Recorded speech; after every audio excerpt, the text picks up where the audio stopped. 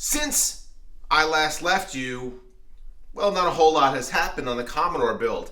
I spent the whole week trying to secure the right riser cable. I ordered a couple of them and tried to get the fitment right. It was rough, but I think we got it down now, and I think we got all the parts ready to go into the case, secure it together, and test it out, and see how this Commodore 64 modern gaming PC performs.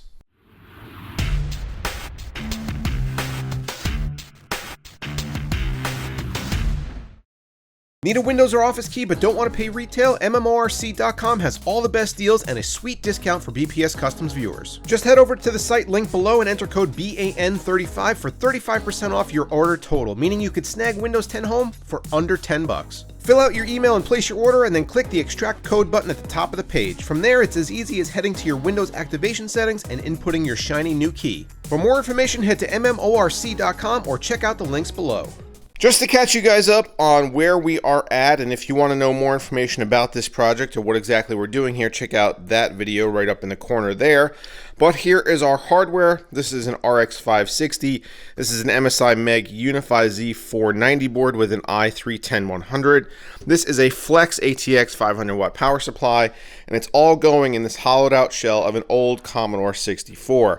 Now, what I've done here is done the final cutouts for the spacing for all of our components so that they have the proper access to all of their I/O and or power ports, USB, all that good stuff. We're going to mount all of our hardware down into this tray and then see about closing this up, see what kind of fitment we get, and see if we have to trim any more off of this plastic, or hopefully not, maybe some off of this fan here as well.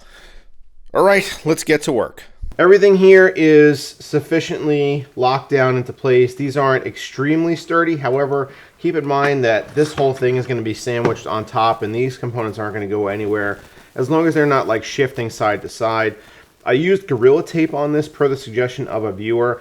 I actually had used Gorilla Tape before in this portion of the keyboard when I reattached it to the frame. What I wanted was something that was flexible, provided a good amount of adhesion, but still was removable if need be. I was going to use hot glue, but I think Gorilla Tape is probably a better implementation of sticky stuff, just because it was easy to apply, no mess, no heat, and it seems to be working pretty well. Now, the GPU is the one thing that isn't great, but again, it's going to be so sandwiched in here that I don't think we're going to run into any problems at all. So now it's time to see how this fits on top, because the I/O is all done and accessible, and all that is left really is to close it up. Actually, I lied. There is one other thing to do. When I mentioned that I wanted to cut a hole here for a power button, a lot of you guys said, no, don't do that. Use the original power button location and install a little switch. So I bought a bunch of these, and I think it's going to fit really well right there. And although this doesn't light up, it is a push button start with connectors that we can solder on to a little plug and connect to the motherboard down below.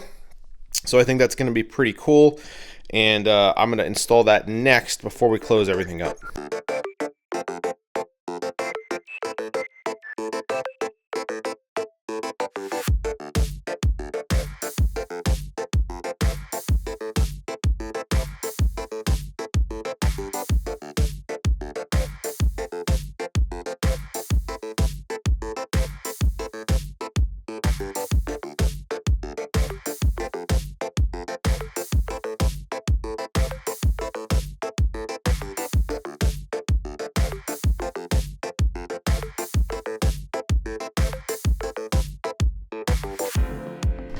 Excellent.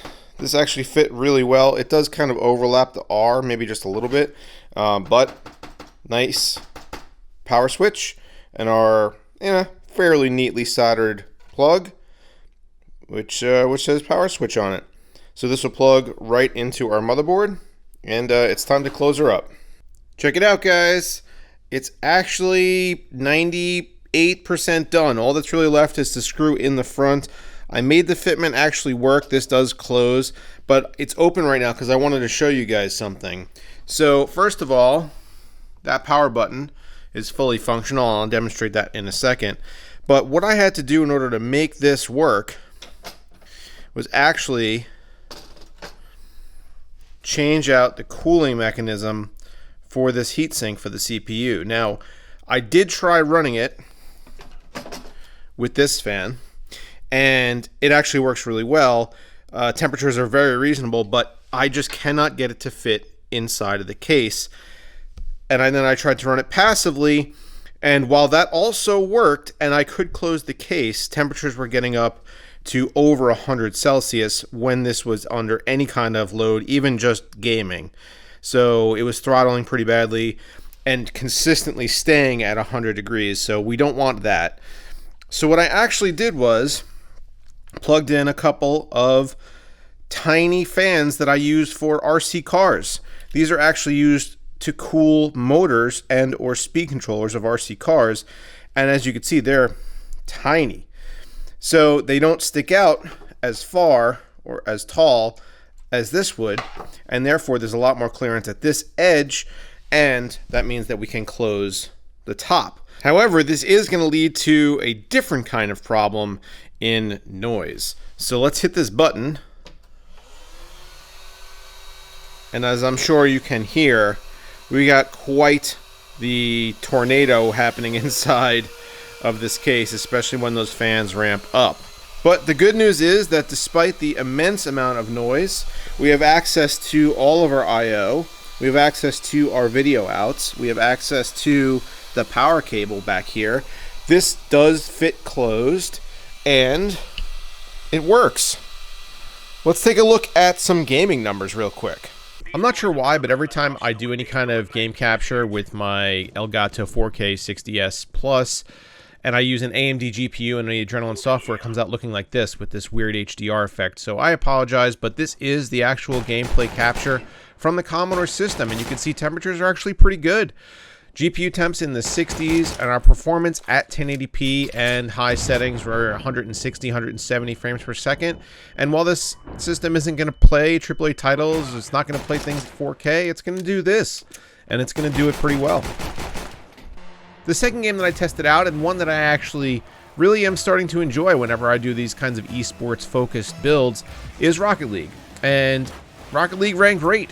And I was actually playing pretty well too. I think I had a hat trick in this game. But you can see in the upper left we have MSI Afterburner running. The GPU was staying in the mid 60s. The CPU was around 60 degrees, and we were tracking around between 70 and 100 frames per second depending on what was going on in the game, which in Rocket League is extremely playable and extremely fun. Even though first-person shooters are kind of my jam, for some reason, I've never been particularly good at Overwatch, but I do like to test it whenever it comes to building a system like this, because it's obviously still very popular and it's a great game. So, we can see the frame rates in the upper left-hand corner in the 70s. Again, temperatures very reasonable in the 60s for both the CPU and the GPU. All the stats in both the top left and top right-hand corners, depending on what software is capturing them. The top right hand corner actually shows the Radeon Adrenaline software readout, so I wanted to kind of compare and see what it looked like compared to the MSI. But still a really good experience. Overwatch plays really well on this system, and I was really impressed with the temperatures. It really speaks to the power level of the hardware. Yes, the airflow in this system, not great. But because we were running lower power hardware, it almost doesn't matter all that much. As long as you have some air circulation and some cooling, you actually are going to get by just fine. What a cool project, and I am so glad that I was able to get this done. The Commodore might not hold as much sentimental value to you guys as it does for me, but I hope that at least, even if you are younger than me and never used one of these machines, you can understand its historical significance in the PC gaming space. I am over the moon that I was able to finish this project and have it be fully functional and honestly a really good gaming experience for what it was supposed to be, because I'm going to keep this thing together and have it to take wherever. Maybe I'll take it on a trip somewhere and play some games with somebody else who's a Commodore fanatic. And that would be a really cool experience, just to have it and to know that it is functional and that I built this myself.